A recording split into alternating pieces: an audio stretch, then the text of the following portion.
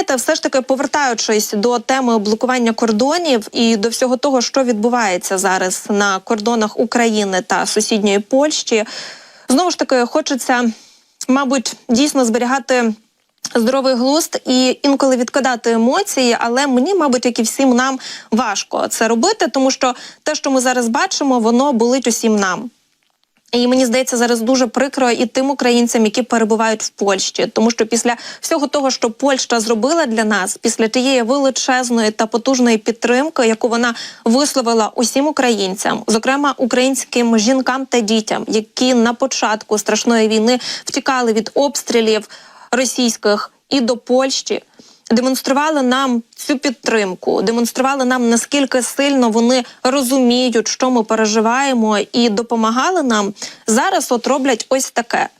І це дійсно, воно якось складно зрозуміти, чому так відбувається, але коли ми повертаємося до того, що і за цими діями, такими підлими, цинічними, стоїть Росія, то стає все зрозуміло.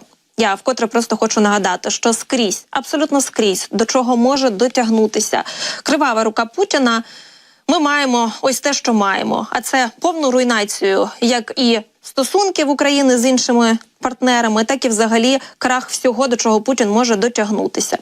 І я продовжую нагадувати, що взагалі ситуація на кордоні, вона постійно змінюється. І ось буквально кілька хвилин тому ДПСУ повідомила, що польські протестувальники вже почали блокувати рух всіх видів транспорту на кордоні.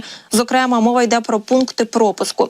Долгобичув-Угринів, Зосін-Устилуг, Гребене-Раворуська та Дорогуськ-Ягодин. І лише тільки організатори акції протесту на Медика-Шегині та Корчова-Краківець все ж таки обіцяють, що не блокуватимуть проїзд автобусів та легкових автівок. Та чи дійсно це так? Давайте деталі розпитаємо вже у речника Державної прикордонної служби. Це Андрій Демченко, який оперативно долучається до нашого ефіру. Пане Андрію, вітаю. Вітаю, студія. Отже, пане Андрію, ми сьогодні багато говоримо про те, що відбувається, зокрема, на кордоні України та Польщі, спостерігаємо за всім тим, що відбувається. І хочеться зараз почути і від вас про, зокрема, реакцію на ці дії поляків. Сьогодні ми бачили вже висипане збіжжя з контейнерів на залізниці. Чи є вже якісь заяви нашої української влади на ці дії?